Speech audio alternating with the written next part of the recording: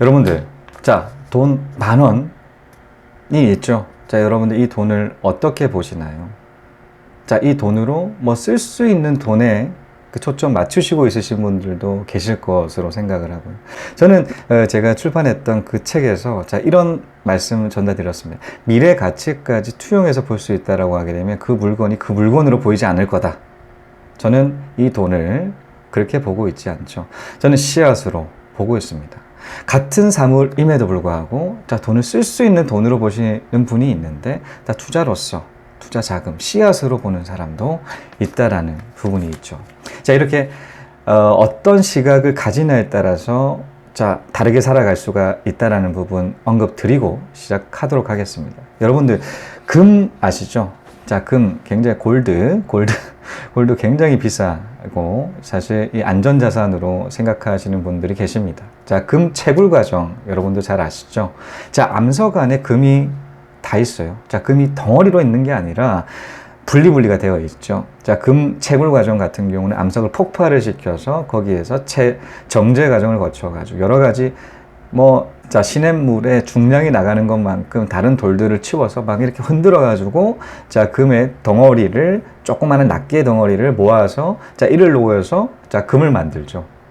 자, 암석이 금괴로 변하는 그 과정들에 대해서 설명드리고 있습니다. 자, 저평가되어 있는 것은 암석이죠. 암석 같은 경우 돈이 안 됩니다. 자, 그런데 금괴 같은 경우는 돈이 되죠. 자, 저평가되어 있는 금괴와 고평가되어 있는 금괴 부분이 있습니다. 자, 아파트도 마찬가지죠. 자, 새 아파트 여러분 보시면 어떤가요? 너무 좋죠? 너무 좋습니다. 이 환경, 생활하는 그 환경이라든가 다 갖춰져 있는. 요즘 그 새 아파트들 보게 되게 되면 생활 편의시설들이 다 들어가 있어요. 자, 헬스장, 도서관, 온갖 것들이 다 들어가 있습니다. 너무 좋죠? 살기 너무 좋습니다. 자, 이런 새 아파트 산다라면 큰 돈 벌기가 조금은 힘들어요. 그러니까 큰 돈 벌 수 있는 타이밍들은 따로 있다라고 생각을 합니다. 자, 어떨 때가 그러냐면, 자, 여러분들 흔히들, 자, 새 아파트 사게 되면 돈 벌 수 있다라고 생각하시죠? 자, 그런데 그 근원 부분에 대해서 디테일하게 한번 보셔야 돼요. 자, 어떤 부분 보셔야 되냐면, 자, 우리가 부동산 사이클이 있다라고 얘기를 합니다. 자, 올라갈 때가 있으면 떨어질 때가 있다. 자, 우리가 떨어졌던 그 타이밍, 1997년 IMF 때가 있었고, 2008년 서브프라임 때가 있었습니다. 자, 그 당시 아파트 분양 안 되죠. 미분양 계속 쌓입니다. 자, 그런 세계적인 금융 위기 같은 경우는 우리나라도 직격탄을 맞기 때문에 자, 미분양 폭증을 해요.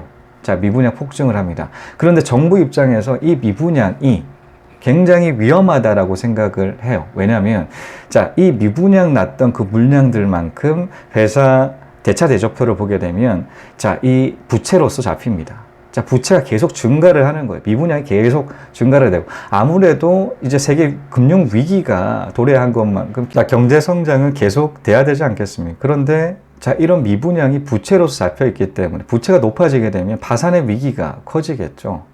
빨리 경제 위기 극복해야 되는데, 자, 건설 회사까지 자, 위험하다라고 하게 되면 경제 위기 극복하기가 더더욱 힘들어집니다. 그러다 보니까 정부 역시도 마찬가지로 이 미분양 해소를 위해서 노력하죠.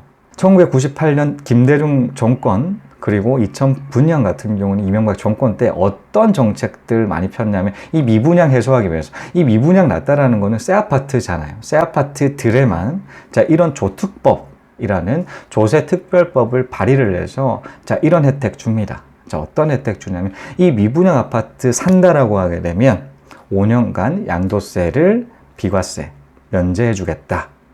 그러니 자, 이 상황들 경제 위기가 왔기 때문에 부동산 잘 안 살려고 하잖아요. 그런데 일반적인 사람들은 잘 안 살려고 하는데 자, 이런 혜택들, 비과세가 된다라는 그 부분들에 대해서 아는 사람, 부동산 투자에 아는 사람들은 하나둘씩 사겠죠. 투자자들이 이때 많이 몰립니다. 자, 그래서 언제 파냐? 5년 있다가 파는 거예요. 자, 2008년, 2009년 이제 서브프라임 터지고 난 다음에 자, 이런 정책들 폈다라고 말씀드렸습니다. 그런데 박근혜 때 역시도 마찬가지로 그 당시에 부동산 경기 너무나 안 좋았죠. 계속 연장을 해서 박근혜 2013, 14년 내도 마찬가지로 조세특별법으로 미분양 아파트 양도세 5년 동안 면제 주죠. 자, 그래서 2018년 맞습니다. 자, 그렇기 때문에 타이밍적인 부분에 새 아파트 너무나 좋아 보이긴 하긴 한데, 자, 이때까지 가격 역시도 마찬가지로 상승했던 그 기저 부분은, 자, 이런 조세특별법이 한몫했다라는 부분이 있겠죠. 자, 그런데 지금 같은 경우는 어떤가요? 조세특별법, 양도세 5년간 면제해 주나요? 자, 굉장히 위험 구간에 있다라는 생각 듭니다. 자, 이런 새 아파트들, 그 근간, 올라갔던 근간에는 이 조세특별법이라는 것이 있었기 때문에 지금의 상승 효과 역시도 마찬가지로 이어질 수 있다는 사실들에 대해서는 아실 필요가 있다는 것이죠. 자, 이런 고평가되어 있다라고 저는 생각을 합니다. 이 새 아파트들은 굉장히 고평가되어 있다. 금괴에 해당한다라고 생각을 하고 있죠. 자, 반면에 경매 물건 같은 경우는 여러분들 잘 아시죠? 싸게 살 수가 있습니다. 특히나 더 싸게 살 수가 있는 물건들. 어떤 물건들이 더 싸게 살 수가 있을까요? 법적 하자가 있는 그런 물건들, 유치권이 설정돼 있다거나 대항력이 설정돼 있는 그런 물건들 같은 경우는 굉장히 저렴하게 살 수가 있죠. 자, 그런데 그냥 산다라고 하면 되는 게 아니라 법적 하자 부분을 풀 수가 있는 능력, 굉장히 중요합니다. 자, 이런 대항력 같은 경우 플러스 유치권 같은 경우도, 자, 이를 성립할 수 있는 요건들이 또 공통적인 요건들이 있어야 돼요. 그런데 그 중에 하나가 성립이 안 된다 그러게 되면 유치권, 대항력 상실합니다. 자, 그런 것을 알아볼 수 있는 법적 하자 부분을 해결할 수 있는 눈이 있다라고 하게 되면 바로 이런 저평가되어 있는 물건들 들어갈 수가 있다라는 것이죠.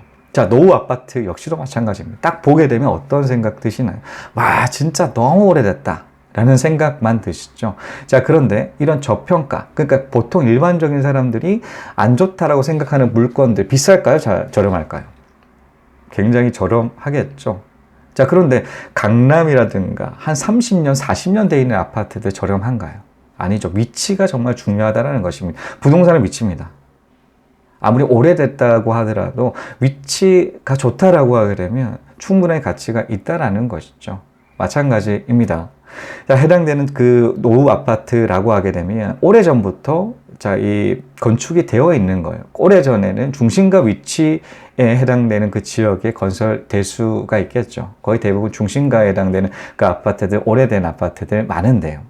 자, 그런데 그 오래된 아파트를 거기에서 그친다라고 하게 되면, 예를 들어서 법적 하자가 있는 물건을 법적 하자가 있다라는 그 선에서 그친다라고 하게 되면 뭐 가치를 볼 수가 없겠지만, 노후 아파트도 마찬가지, 노후 아파트로만 본다라고는 가치를 볼 수가 없겠죠. 자, 화장술이라는 게 있습니다. 여러 번 강조 드리죠.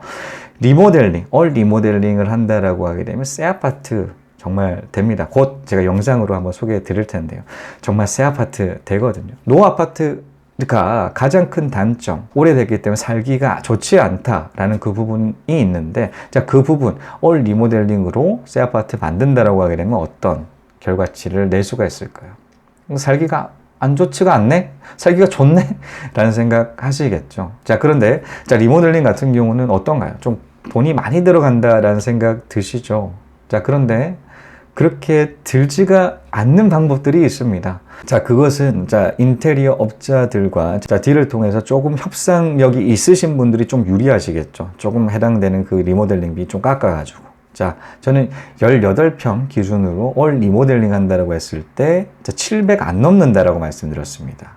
자, 700 안 넘는다. 리모델링 항목, 여러 가지가 많은데, 자, 뭐가 있을까요? 싱크대 교체하고, 자, 바깥 샤시 교체를 하고, 자, 화장실 전부 다 리모델링. 다 뜯어내서 새로 넣는다라는 거고요. 전부 다 교체해요. 다 조배장판, 페인트, 전부 다 교체합니다. 그런데 700 이하예요. 그렇게 크게 안 들죠. 자, 그렇기 때문에 저평가돼. 오래되어 있는 아파트이기 때문에 사람들이 싸게 내놓는 아파트들, 이제 화장술, 리모델링 싸게 받는 그 노하우가 있다라고 하게 되면, 그 접목시켰을 때 새 아파트 변경된다라고 하게 되면 그 저렴한 그 가치 그대로 있을까? 라는 그런 부분에 있어서 한번 생각해 보실 필요는 있겠죠. 자, 그래서 부동산으로 돈 벌기 위해서는 미래 가치를 볼 수 있는 그 눈을 기르셔야 됩니다. 자, 이는 여러 가지 경험들이 쌓이면 훨씬 더 가치가 높겠죠. 노후 아파트에 대해서 어떻게 리모델링을 하고 이 비용적인 부분을 어떻게 협상하는지에 대해서 전혀 모른다. 그러면 노후 아파트 보는 그 눈에만 멈춰 있을 수밖에 없습니다. 자, 그런데 그 이상, 자, 암석을, 자, 어떻게 정제 과정을 거쳐서 금으로 바꿀 수 있는 그 능력이 있는 사람은 금괴로 보겠죠. 암석을 보는 게 아니죠. 암석 안에 있는 금괴가 보인다라는 것이죠. 이런 눈들을 기르신다고 했을 때 훨씬 더 많은 돈 버실 수 있을 겁니다. 자, 이것으로 부동산으로 돈 벌려고 하게 되면 꼭 필요한 3가지 기술에 대해서 말씀드렸습니다. 자, 시청해주신 여러분 감사합니다. 다음 시간에 또 뵙겠습니다. 저는 온리 몰입합니다.